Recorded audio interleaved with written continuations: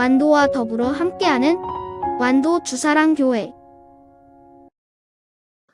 오늘 우리 교시 하나님 말씀은 고린도전서 14장 1절에서 12절까지 말씀입니다. 고린도전서 14장 1절에서 12절까지 우리 하나님의 말씀을 한 절씩 교독해서 읽겠습니다. 사랑을 추구하며 신령한 것들을 사모하되 특별히 예언을 하려고 하라.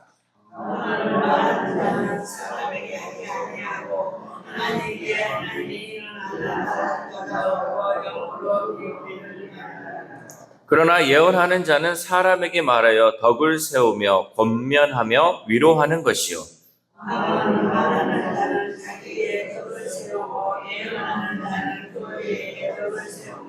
나는 너희가 다 방언 말하기를 원하나 특별히 예언하기를 원하노라. 만일 방언을 말하는 자가 통역하여 교회의 덕을 세우지 아니하면 예언하는 자만 못하니라.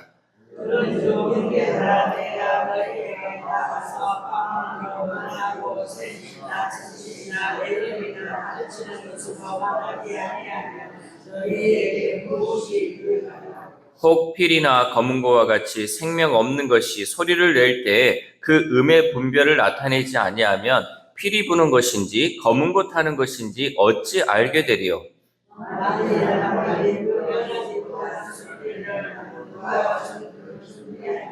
이와 같이 너희도 혀로서 알아듣기 쉬운 말을 하지 아니하면 그 말하는 것을 어찌 알리요? 이는 허공에다 말하는 것이라.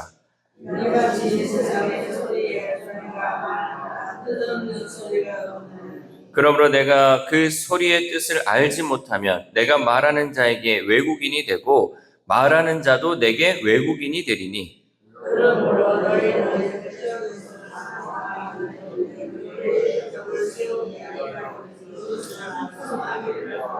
아멘. 할렐루야. 오늘도 하나님 주시는 말씀을 통하여 오늘 하루 하나님의 은혜로 살아가는 귀한 하루 되시기를 소망합니다.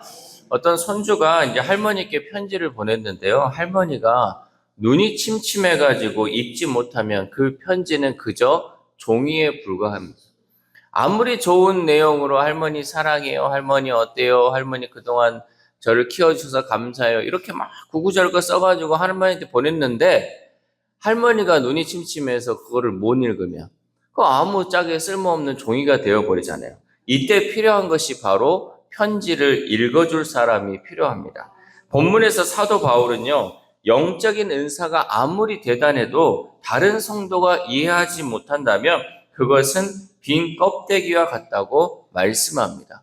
그러니까 나에게 있는 은사가 아무리 좋고요, 아무리 훌륭한 은사, 신비로운 은사가 있다 할지라도요, 그게 다른 성도들에게 전해지지 않고 다른 성도들이 그것을 이해하지 못하면요, 이것은 빈 껍데기와 같다라는 거죠. 하나님은 우리가 각자 가진 은사를 통해서 서로의 눈이 되고 귀가 되어서 하나님의 말씀을 함께 듣도록 하십니다. 이렇듯 은사는 공동체를 세우기 위해 주어진 선물인 줄 믿습니다. 우리에게 주어진 은사는요, 결국은 나를 세우고 나를 드러내는 것이 아니라 공동체를 세우는 데 쓰여야 한다는 거죠. 하나님이 이 은사를 주셨는데 이것은 결국 교회를 세워야 되고 공동체를 세워야 한다는 거죠.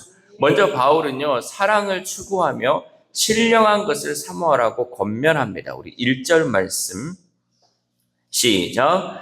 사랑을 추구하며 신령한 것들을 사모하되 특별히 예언을 하려고 하라. 아멘.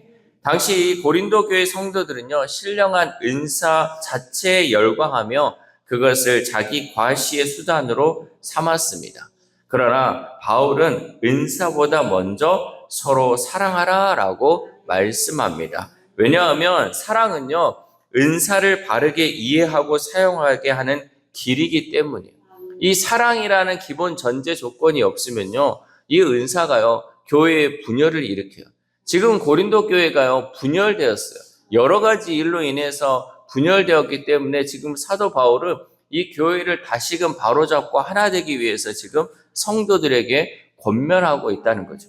여러분, 능력이 너무 많아도요, 교회가 시끄러워요. 왜냐하면 능력 많은 사람들이 자기가 옳다고 또 자기의 그 과시로 인해서 또 사람들이요, 이쪽 편들고 저쪽 편들다 보면요, 교회는 계속해서 하나 되지 못합니다. 이 모든 것의 기본적인 것은 사랑이 바탕이 돼야 돼요. 내가 서로를 사랑하는 그 마음, 성도를 사랑하는 마음, 교회를 사랑하는 마음, 그 마음이 있어야지 이 은사도 거기에 맞게끔 사용될 수 있다는 거죠. 사랑이 빠진 채 사용하는 은사는요, 자기 만족과 교만으로 흐르기가 쉽습니다. 은사는 하나님이 주신 선물이지만 그 선물을 담는 그릇은 반드시 사랑이어야 합니다. 그러니까 이 사랑이라는 이 그릇 안에 그 은사가 담겨 있어서 이 사랑의 그 그릇 안에서 적절하게 사용되어야 하는데, 이것이 나는 사랑이 요만한 그릇인데 은사가 너무 커가지고 거기에 넘치는 것, 또 거기에 담을 수 없는 이런 은사들이 사용되다 보면요, 결국 나도 죽이고 다른 사람도 죽이는 결과가 되게 된다는 거죠. 따라서 성도는요, 은사를 사모하되 그 은사가 과연 다른 사람의 유익을 위해 사용되고 있는지 늘 돌아보아야 할 줄 믿습니다.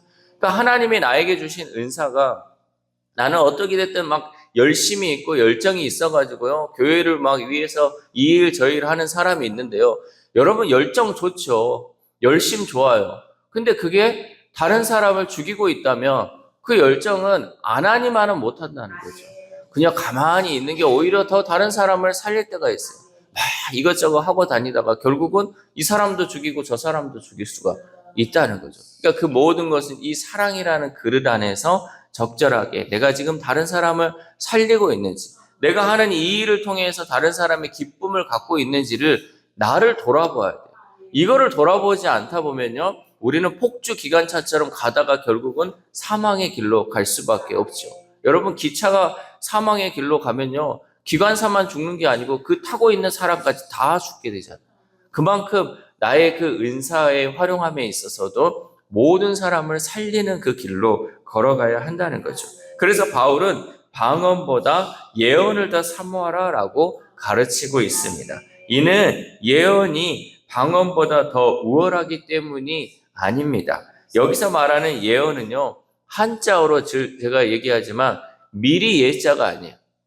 우리는 뭐 점쟁이를 찾아가거나 또 어떤 예전에 선지자들이 뭐 예언을 얘기한다고 하면 거기에 있었던 앞으로 일어날 일에 대한 그 예언을 얘기한 것이 아니고, 여기에 쓰인 예자는요, 맡을 예자예요. 맡을 예자의 말씀 언자예요. 그러니까 결국은 하나님의 말씀을 맡는 것이죠. 하나님의 말씀을 전하는 것이 바로 예언이에요.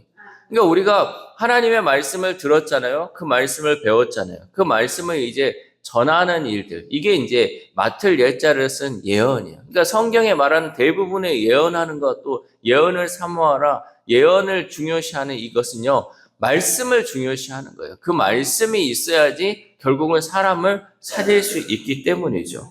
이렇게 예언을 더 사모하라고 말씀한 이유는요, 이것이 교회를 세우는데 유익하기 때문이에요.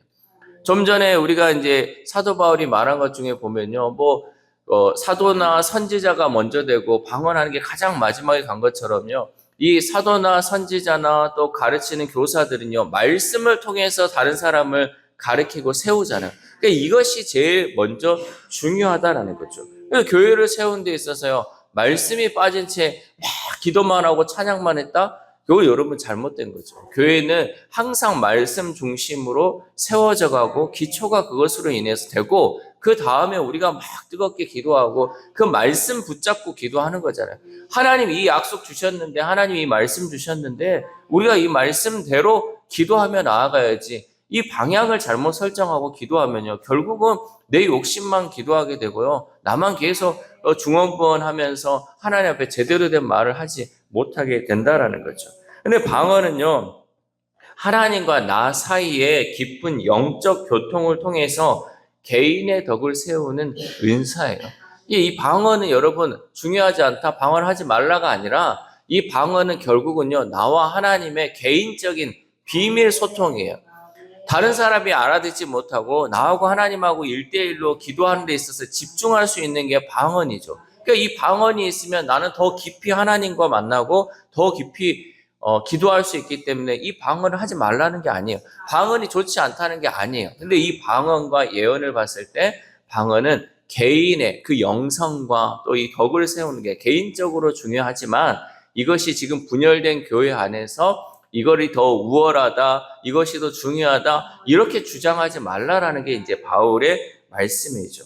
방언은요, 근데 이제 이 공동체에서 할 때요, 예전에는 뭐 지금도 이 통역의 은사가 있는지 모르겠지만, 통역의 은사가 있는 분들은 어떤 사람이 방언으로 얘기하면 그것을 이제 통역해 줄 수 있는 사람. 그러니까 교회에 마찬가지로 이 공동체에 있는데 어떤 사람이 막 방언으로, 그러니까 기도할 때 말하는 방언이 아니고 자기가 이거를 할 수 있다고 막 하면요, 거기 옆에 통역하는 사람 없으면 방언하지 말라는 거예요.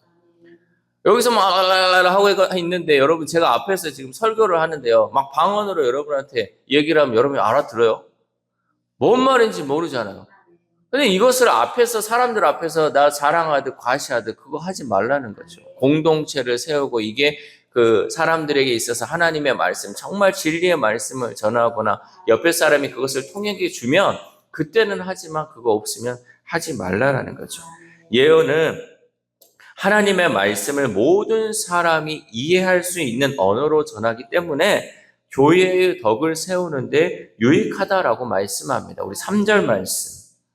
3절 시작. 그러나 예언하는 자는 사람에게 말하여 덕을 세우며 권면하며 위로하는 것이요. 아멘. 그러니까 하나님의 말씀을 그대로 전하는 것은요, 결국 사람이 그 말을 알아듣고 교회의 덕을 세우며 권면하며 위로하는 것이 하나님의 말씀이 된다는 거죠.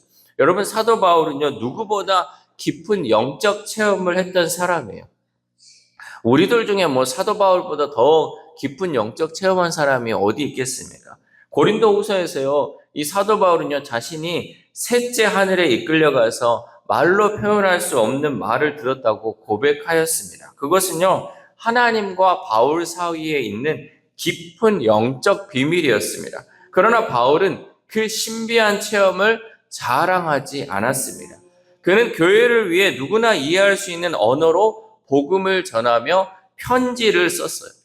그러니까 만약에 여러분, 바울이요, 이런 깊은 영적 체험을 해가지고 맨날 가는 데마다 나 하늘에서 이런 언어 들었어.